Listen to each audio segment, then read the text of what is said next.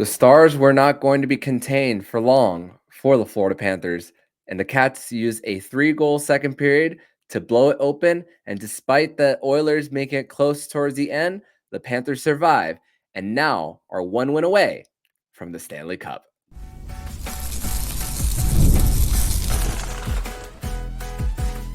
You're Locked On Panthers, your daily podcast on the Florida Panthers. Part of the Locked On Podcast Network, your team every day. And welcome into this Friday, June 14th edition of the Locked On Florida Panthers podcast, part of the Locked On Podcast Network, where it's your team every day. Thank you for making the Locked On Florida Panthers podcast your first listen of the day. I'm Armando Velez from the Hockey News. You can follow me on X at MondoMan12. Follow the show account on X and Instagram at LO_FLA Panthers. And shout out to the everydayers who come back here and get your daily Florida Panthers fix. Today's episode is brought to you by Ultimate Hockey GM. Ever dreamed of becoming an NHL GM and managing your hockey franchises? Well, now you can with Ultimate Hockey GM. It's completely free, and Locked On listeners get a free boost to their franchise by using promo code LOCKEDONNHL in the game store. Download the game and visit hockeygm.app or look it up in the App Store. Ultimate Hockey GM. Start your dynasty today. So the Florida Panthers go into Edmonton, even with their flight delayed by 3 hours. The Panthers spoke all about how it didn't matter for them. The game script a little bit for this one was very similar to game one, without as many breakaways for the Oilers in this one, but a lot of zone time for them and lots of shots, lots of opportunities for them, but once again, the Panthers keep them to the perimeter, and the Panthers very opportunistic in the middle frame, especially, and blow it open. And even with the push that the Edmonton Oilers had in the third period, with the Panthers having a lead with that 68-0-4 when leading after 2 periods. They win the game 4-3 in regulation and now are 1 win away from bringing the Stanley Cup to South Florida for the first time in their 30-year history, and doing this on a Friday, which means it is a Fairbanks Friday edition of the Locked On Florida Panthers podcast. Nick, welcome back to the show, and what a way for your last post-game edition of the show of the season. So what a way for you specifically to end your appearances, at least post-game appearances here on the podcast. Welcome, my friend. Thank you, and I have you to thank for bringing me on each and every Friday and during all the post games. But I'm starting to think that the flight actually affected the Edmonton Oilers more than it did the Florida Panthers for this game. And the job's not done. We have one more, but I have to tell you, the feeling right now, it doesn't feel real. Something I was saying during after game 2 for me is, that's how I was feeling. It doesn't feel real, but now it's really starting to closer and closer. I mean, you just look up at that board that the Panthers social media and all the beat reporters who are in Edmonton, and it's almost complete. It's like the character from Tenacious D, The Pick of Destiny, when Dave Grohl's about to say, "I am complete." If you know, you know, by the way, if you've seen that movie, but we're not going to use that along with the language there. But we're going to the game, Florida, just Edmonton coming out with an attack with their forecheck going. Panthers really at times having a hard time breaking out of their zone and having a whole bunch of opportunities. I mean, Bouchard had one where he pinned it and then fed to Connor McDavid, and Sergei Bobrovsky just standing tall really early for him too. And also for the Edmonton Oilers, when it came to the conversation, even before game 3, we were thinking, oh, the Oilers have to try to throw Bobrovsky off his games with redirections, tip-ins, second chance opportunities, and all. And I mean, even for this one, I mean, the way, even before they got those 2 goals in the third period, I mean, what they were doing to get in front of the net. I mean, they were bumping him, and there were all these scrums after too, with trying to take that extra hack. But there's also, thinking about it, just the amount of desperation there is whenever you are taking those extra whacks at the goaltender too, for the Oilers really happened mostly early for them too. So you saw the desperation for them, but honestly, the Panthers penalty kill continuing to just be outstanding. I mean, you for and one of the power plays, especially early on, the best chance that the Oilers had was across a backdoor feed from Draisaitl to McDavid, where Bob was able to just move east-west very easily there for him too. But for Florida, just very opportunistic once again and taking advantage of what the D is giving them. I mean, each and every goal you could point at something for the defense, Nick, for the Panthers. I mean, the 4-on-4. I mean, Barkov strips Bouchard. They go in transition before that goal that was deflected off of Reinhart. Where the second one where the Etu beats CC to the end boards, and also Stuart Skinner playing the puck too. All the goals that the Panthers contributed, it was a mix of just Panthers getting behind a D, forechecking, beating them to pucks, and it was really puck retrieval too for the Panthers, and just opportunistic with them too. What are your takeaways from this one, my friend? You could really tell who wanted this game and who was not going to veer away from their game plan. Florida was relentless on their forecheck once they got it going. They were on the body a lot, and whatever chances the Oilers had, they were coming from the outside. And if they happened to get inside, Bob was there to cover it up, and the team was there to back him up so that they couldn't try to poke the puck through him or, try to, mess up his mojo that he has going on. So 100% team effort tonight. Nobody was bad on the defense. Nobody was bad forward-wise and everything. Just everybody knew what their job was, and they did it very effectively, which continues to frustrate the Edmonton Oilers and their lack of goal scoring and, I would say, cohesiveness as a team altogether. Yeah, and you think about how with their power play, especially. I mean, you saw a little bit of carelessness from a rare puck over glass by Alexander Barkov. I mean, and we could argue about the Montour penalty all we want, which I didn't believe that was a slash on him too. But also for the Panthers, and just how they're able to just take away that middle of the ice consistently too.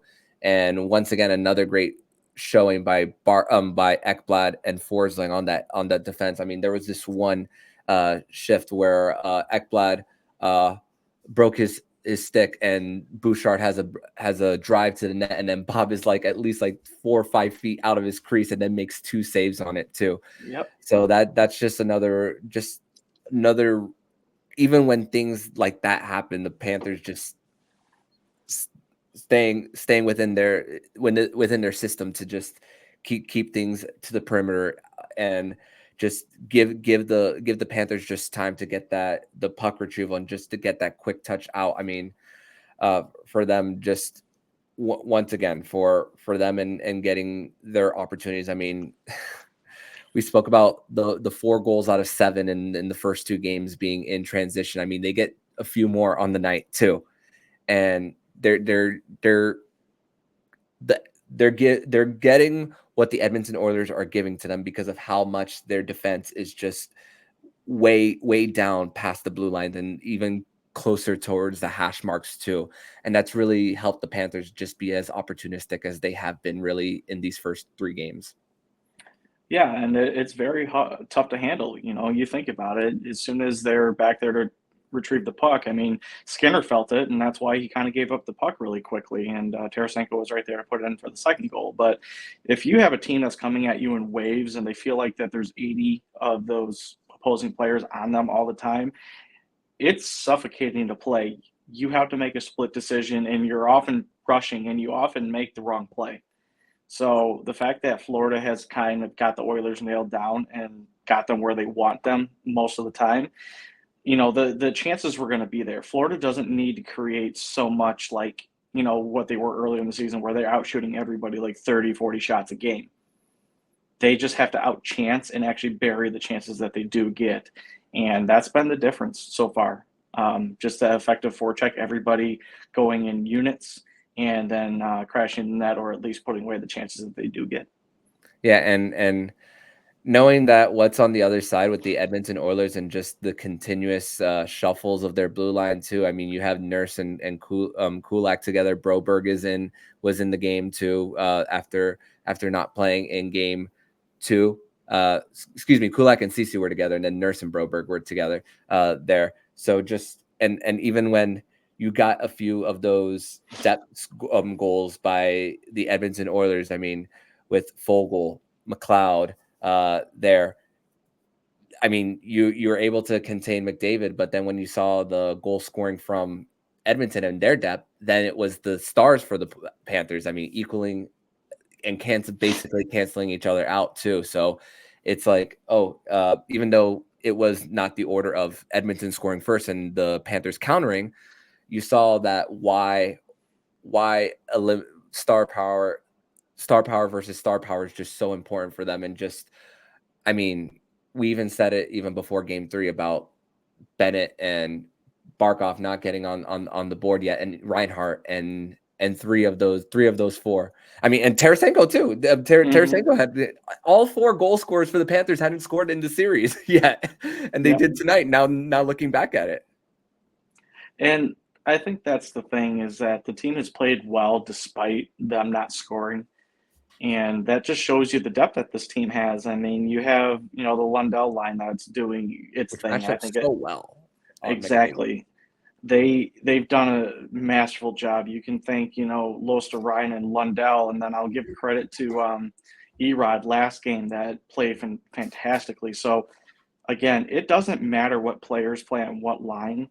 Everybody's bought in. Everybody's playing the same system. And when things get tough, or when Florida has an advantage, the Stars can take advantage of it. And, tonight just happened to be one of those nights where Edmonton just could not answer. They could not contain, players like Barkov, Reinhart, and also, I would say, to an extent, Sam Bennett.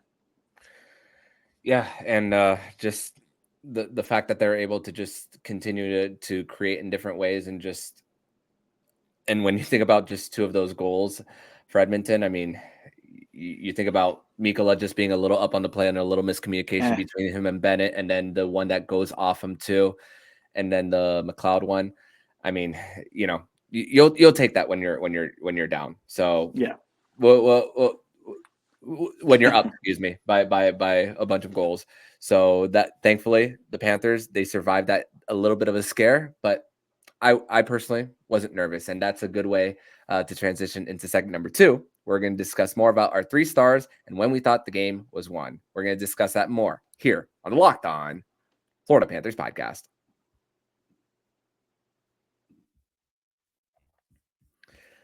Today's episode is brought to you by Ultimate Hockey GM. And Locked On Panther fans, I want to take this moment to bring up one of our partners, Ultimate Hockey GM. Ever dreamed of becoming an NHL GM and managing your hockey franchise? Do you ever think you could run the Florida Panthers better than Bill Zito? I highly doubt it, with the Panthers being 1 win away from winning the Stanley Cup, but you can make your dreams come true regardless. And this game is definitely for you. Manage every strategic aspect of your team, play through the season, and lead it to glory. Hire the right coaches and staff, trade players or draft picks, navigate through free agency and the draft, all in a challenging and realistic game world. As a Panther fan, there's no offseason. GMs are constantly making moves at every point of the year to improve their team's chances, and that's why I think you're going to love this game. Locked On Network listeners get 100% free boost of their franchise when using promo code LOCKEDONNHL in the game store. Make sure to check it out. Download the game and visit hockeygm.app or look it up in the App Store. Ultimate Hockey GM. Start your dynasty today.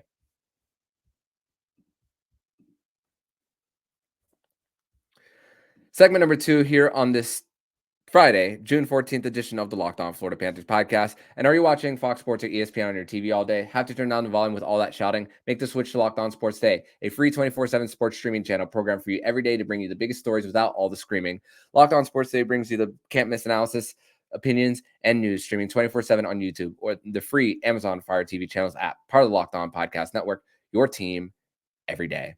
So, 3 stars of the game for this segment, discussing the Panthers 4-3 win over the Edmonton Oilers in Game 3 of the Stanley Cup Final, where now The Florida Panthers are 1 win away from winning the Stanley Cup.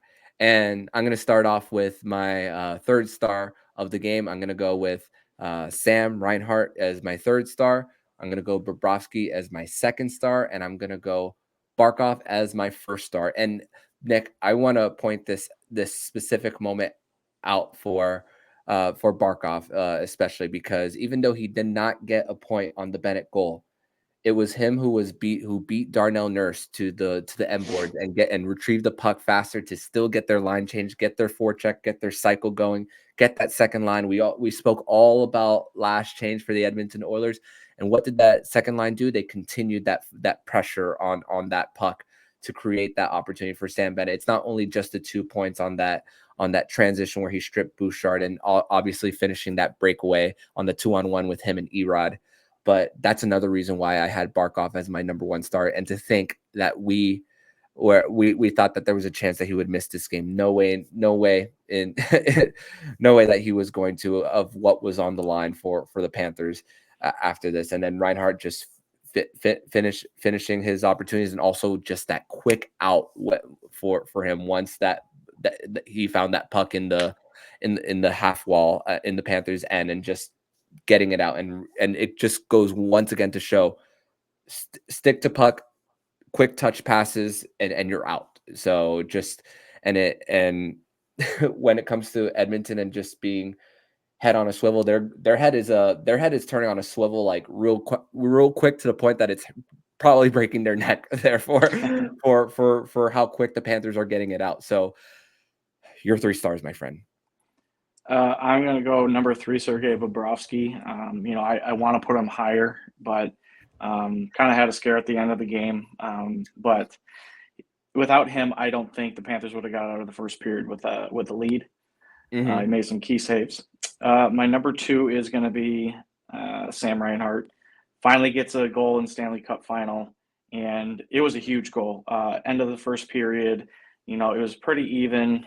Florida and the Oilers are battling back and forth, and you just get that one little rush, and Forsling beautifully puts it on his stick, and it just deflects right off and goes in. And my first star, it's tough to choose, but I'm gonna have to stick with Gustav Forsling. He had a hell of a game defensively. He's on McDavid constantly, and that's the pairing that actually I think Knobloch and the Oilers wanted. They wanted to keep McDavid away from Barkov, so they decided to try and pair him up with Ekblad and Forsling, and Forsling did the job, outside of also setting up the first goal and really setting the tone for the rest of the game. So definitely got to give it to Gustav Forsling, who's been amazing all year.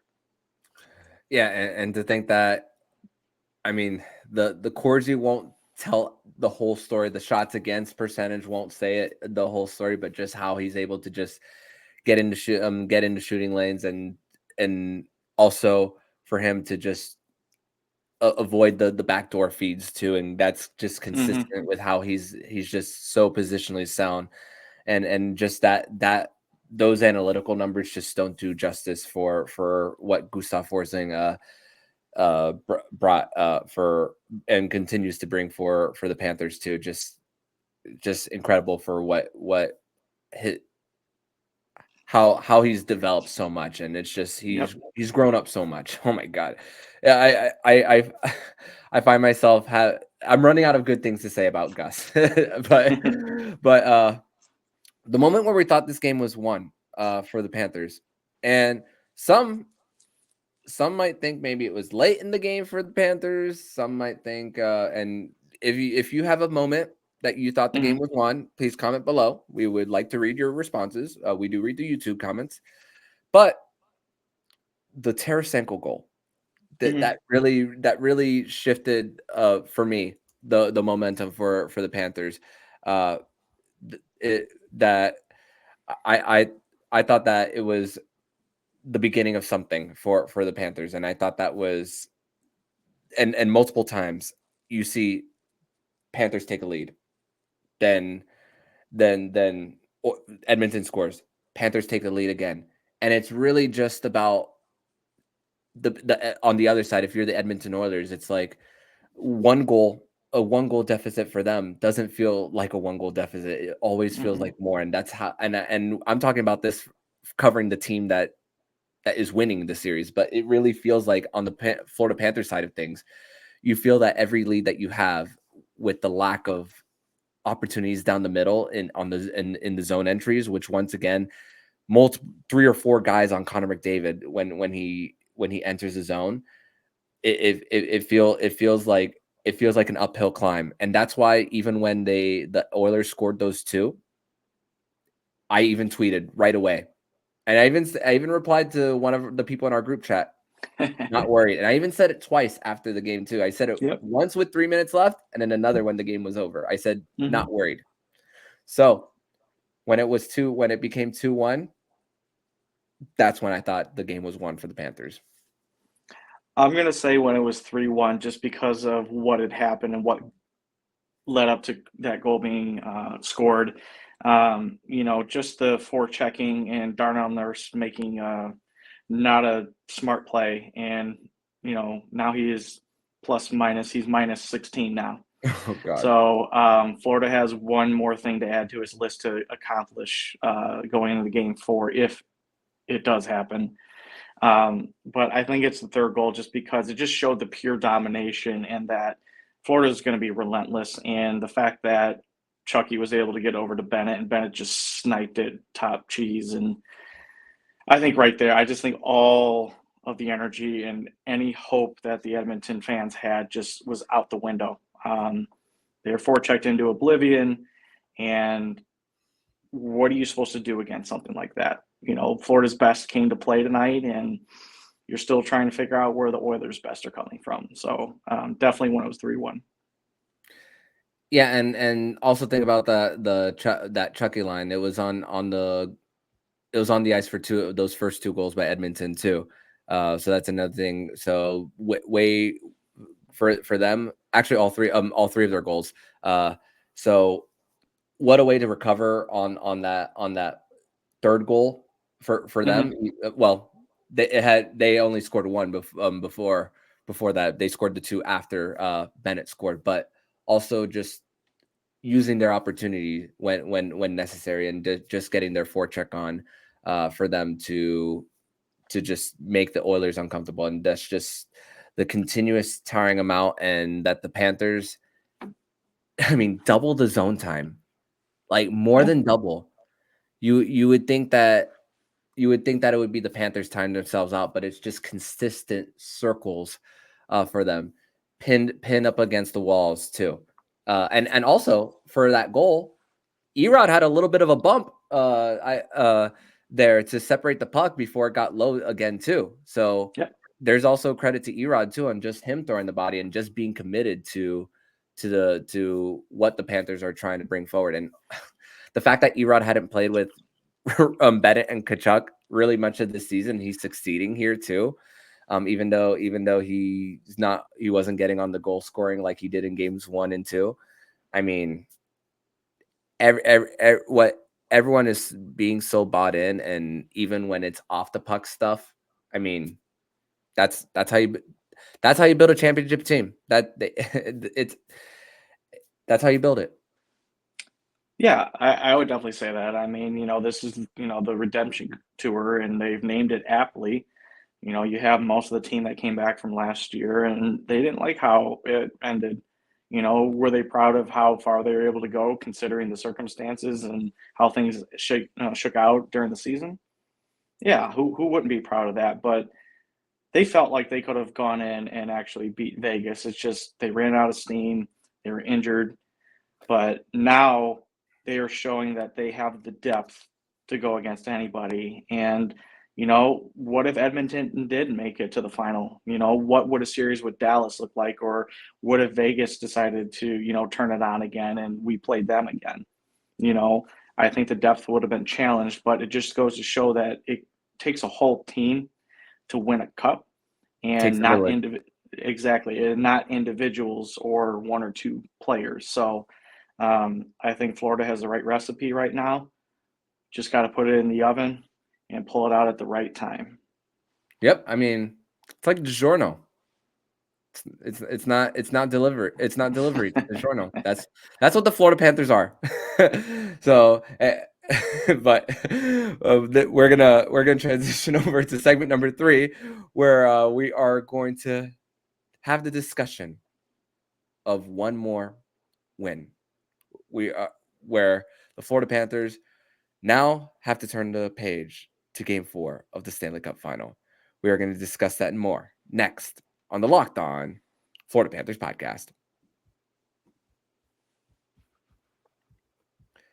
Today's episode is brought to you by eBay Motors. Passion, drive, and patience. The formula for winning championships is also what keeps your ride or die alive. eBay Motors has everything you need to maintain your vehicle and level it up to peak performance. Superchargers, roof racks, exhaust kits, LED headlights, and more. Whether you're into speed, power, or style, eBay Motors has you covered. With over 122 million parts for your number one ride or die, you'll always find exactly what you're looking for. With eBay Guaranteed Fit, your part is guaranteed to fit your ride every time or your money back. With eBay Motors, you're burning rubber, not cash. With all the parts you need at the prices you want, it's easy to make your car into the MVP and bring home that win. Keep your ride or die alive at ebaymotors.com. Eligible items only. Exclusions apply. eBay Guaranteed Fit. Available to U.S. customers.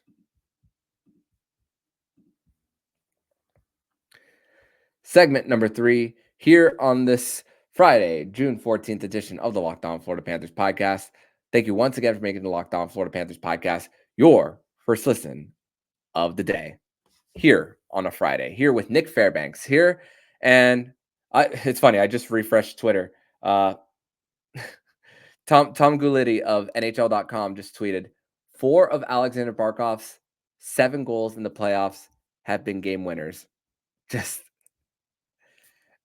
impressive how sometimes it's crazy how in the past, even in last year's postseason, when it came to why isn't Barkov scoring and just the defense, it's just but also in this postseason, I mean, you even go back to game 1 where he's beating McDavid off the rush and basically mostly responsible for that first goal tonight for the Panthers and just taking it to that new level. And just now the fact that he doesn't have the underrated tag is just a great feeling after we've been harping for so long just about getting this guy the proper recognition. But the Panthers are 1 win away from the Stanley Cup. And the guys are saying it in the post-game media availability. Job's not done. They still got 1 more to take care of. And for them, I mean, you think about Edmonton. Evander Kane didn't play. He was obviously hobbled in game 2. And you think about even if with the Panthers having a 5th line too of guys not playing in Lomberg and Cousins. I mean, it's just, you spoke about it, Nick, layers and layers and layers. And the fact that you have 4 more opportunities to win 1, I mean, go out there and take it. Leave no doubt. And I don't subscribe to the whole lose game 4 just to win at home. I do not care where the Panthers win. Would it be cool to be in front of the home fans? Yes. But this is 30 years. There are people who have been here since the beginning who bought season tickets. There are people who jumped along later in life. There are kids, too, who I remember crying when seeing my teams lose in championships. I don't do it so much as an adult, but I think about those people, too. 1 more. It's go out there and get it. How are you feeling with now it just being literally right there? And by the way, you're on mute. Thank you for letting me know.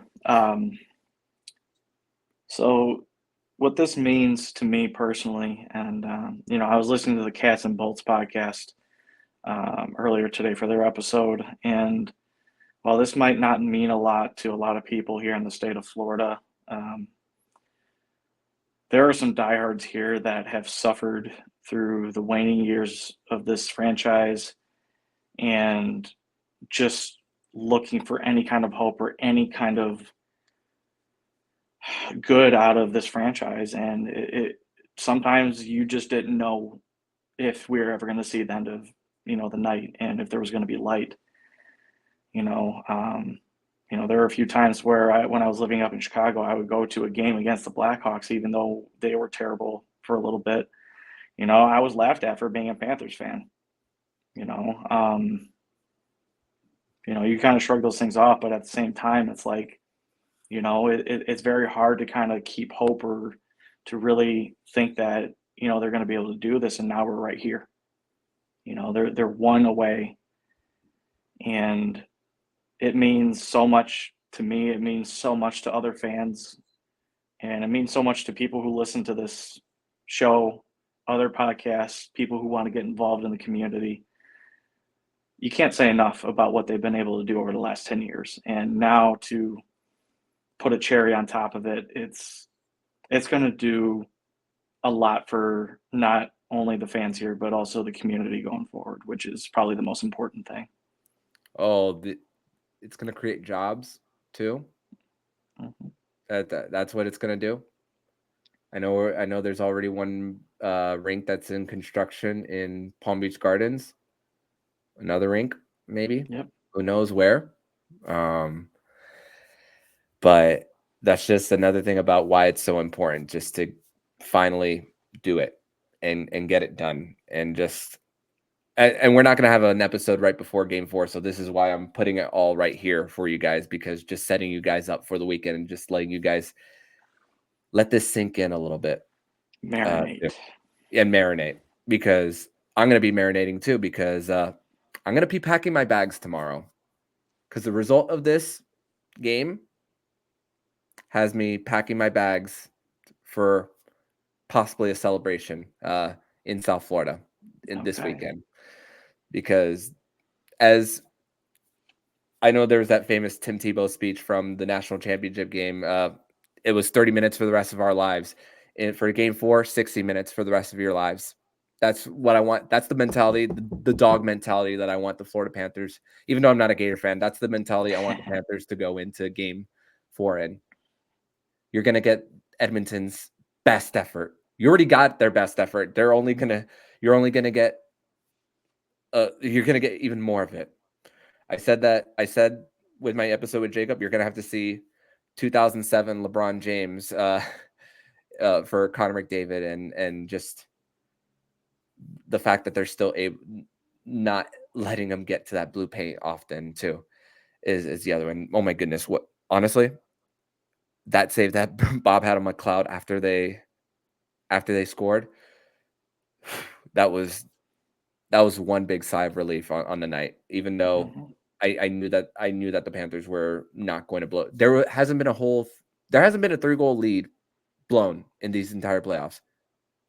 So that's just another way of saying that as the rounds go further and further, it's just harder to just come back from, because I mean, yeah, every team is good that enters the dance, but there's a reason why we say war of attrition here for the Stanley Cup.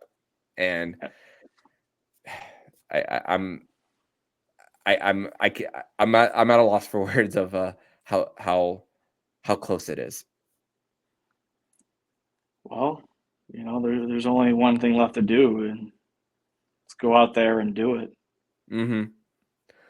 And it's like what Paul Maurice has said multiple times, even in the last week. There's no more coaching that I can do. There's no more of it. Yep. And it's just like for me, when I say what the Panthers have to do to win, there's not much more I can say about what the Panthers need to do. You guys have watched the games. You guys have seen see what they have done with peppering of having shots peppered at them at Bobrovsky, but still the Panthers still having a D there to clear.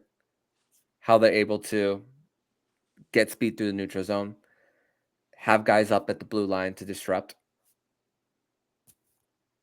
Not much more that we can say on other than do it again. And you know what? If they lose on Saturday, still do it again. Because like we said after game 1, even if the Panthers are pinned, they can still flip that switch once again. That's the thing. It's for them. Just continue on, and Saturday night can be memorable. And I'm and you know what? Regardless of what happens, it's we're still going to be here, and Yeah. that is what matters. That is also what matters for the Panthers, is that they're not they won't be phased even if they don't get it done on Saturday, because they're just, and it starts up top. That's really what it comes down to. It starts up there. So, and that's the great thing about just having the experience. That's why when the hire was made for Maurice, you just needed him to get into a right situation, because there's so many different variables to build a champion. And the Panthers have done it the unusual way. Non-homegrown guys, mostly. Yeah. But it just goes to show that if you are willing to give guys a chance, even if they don't work out elsewhere, and prove it, and guys who want to show that they can prove it, the sky's the limit. It truly is. So I'll leave you with this. Not only is it going to mean much to the community and us fans, but think about what it's going to mean to players' legacies and what it's going to do for them. Bobrovsky will probably now become a shoe-in for the Hall of Fame. I think he already is. Yeah, definitely. But I think this just cements it. Oh yeah. After a couple of hard first years here in Florida, he didn't know what was going to happen. And now with his play over the last year or 2 years, I think he's there. Barkov may become he will be the first Finnish captain to win a Stanley Cup. Kyle Ocho will win his first cup after how many years in Buffalo and with the Islanders.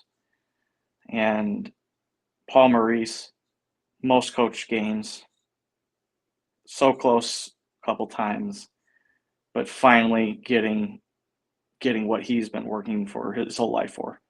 Yeah. So just so many good things that could come out of this, that it's well deserved, and I think it's